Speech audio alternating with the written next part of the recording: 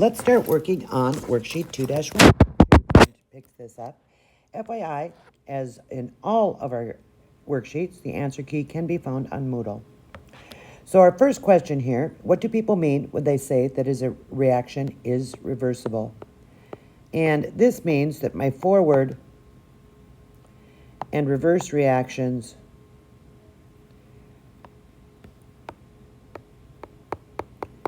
both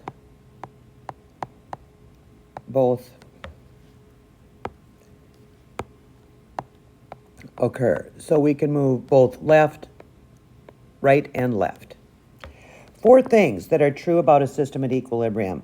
Number 1, it has to be a closed system. For instance, if it gases, it can't be in an open container. Number 2, an equilibrium system has to be at a constant temperature. Temperature gets sort of to be a hard thing to figure out. The forward rate of reaction has to equal the reverse rate of reaction. And finally, it has constant macroscopic, those are observable by the eye, properties. What is meant by macroscopic properties? We, human beings, can see / observe or measure.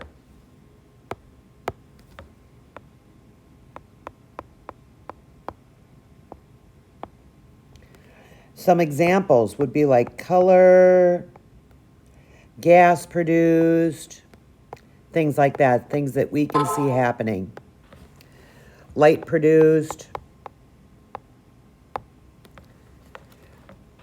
What happens to macroscopic properties at equilibrium? And the answer is nothing. They're constant.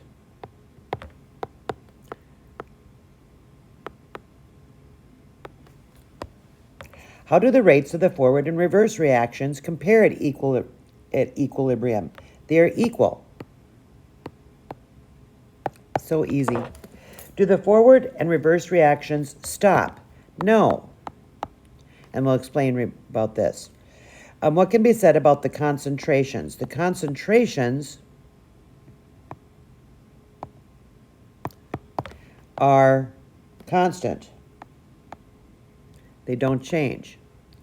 And why do we call this dynamic equilibrium? We mean while the rates are constant, they're unchanging,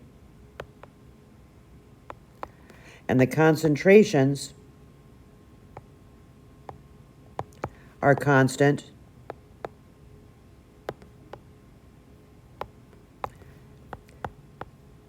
the forward and reverse reactions are still occurring. Dynamic.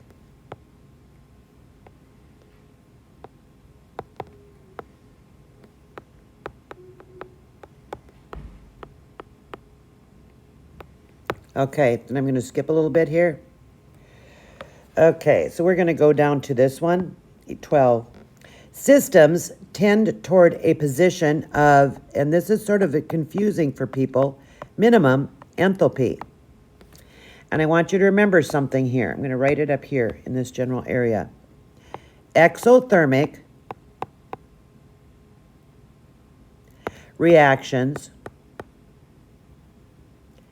with a negative delta H are favored. And a negative number is minimum. So exothermic reactions are minimum enthalpy. And systems tend towards a position of maximum entropy. These are 2 hard concepts. You need to think about those. Next, we're going to talk about whether these are endo or exothermic reactions and say what has the minimum enthalpy, reactants or products. Here's this chemical reaction. Do you see a highlighter anywhere here? Do I have a highlighter? No, skip. No highlighter? No, that's okay. Now I lost my pen again. Shoot.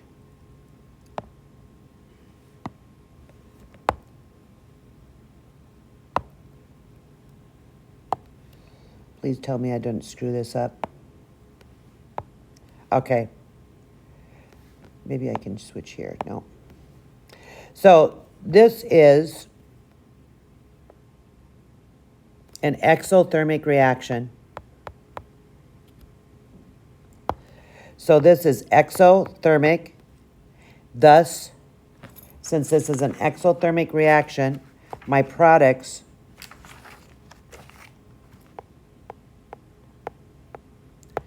have minimum, and this is just product, so it should be has, but that's okay.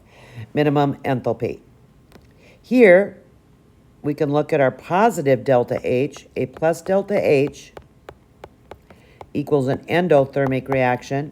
So this is endothermic, and the reactants will have the minimum enthalpy. Last but not least, when we list this on the reactant side, this is endothermic, and the reactants have minimum enthalpy. I have one more I want to do. We're going to do 17. Here we're dealing with entropy. So please notice we have I, S, and G. So our reactants are solid. Our product is a gas. So the product has greater entropy. Here we've got 4 gas particles. And here we have 7 gas particles. This will mean that our products have greater entropy. Here we've got a gas and an aqueous solution. And our reactants will have greater entropy than our products. When the two tendencies oppose each other, which means one favors reactants and the other favors products, the reaction will come to equilibrium.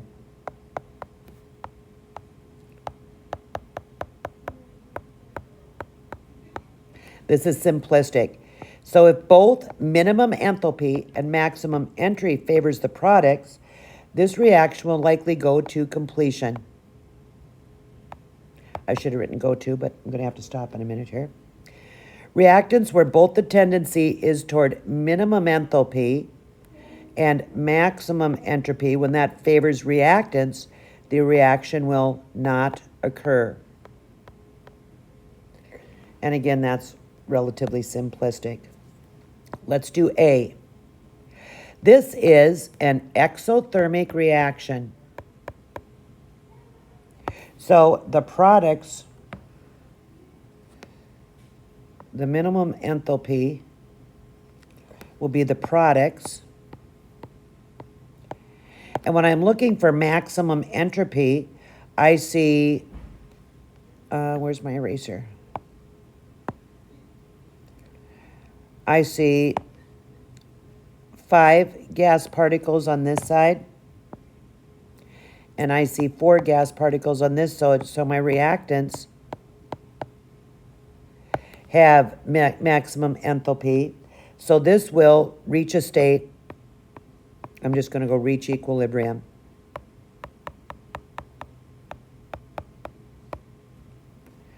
For my next reaction, let's take a look. This is an endothermic reaction. So my reactants will have minimum enthalpy. And the entropy is the same because I have 1, 2, and 1, 2 gas particles on each side. And what would happen if this were put in a flask? Probably nothing. Not occur. It will likely not occur because there aren't opposing forces. Always add extra E's. Not sure if I can have time to do any more. I'm just waiting for my kids to come in. We'll do this one. Here, what has the minimum enthalpy, this is an exothermic reaction because this is the heat term is listed as a product, so heat is produced. The products have minimum enthalpy. And here I have 4 gas particles, and here I have 7 gas particles. So my products also have maximum enthalpy. This will likely go to completion. And this is all we have time for today. We'll be working on this a little bit more, and not everybody knows this yet. Monday's going to turn into a post-lab / finish up work day. Tuesday, we will do some more. It'll be split Tuesday, Wednesday. That'll be split about 50-50, probably a little less than 50 on continue to work and a little bit more than 50% on test review. And our test is pushed till Thursday, Friday.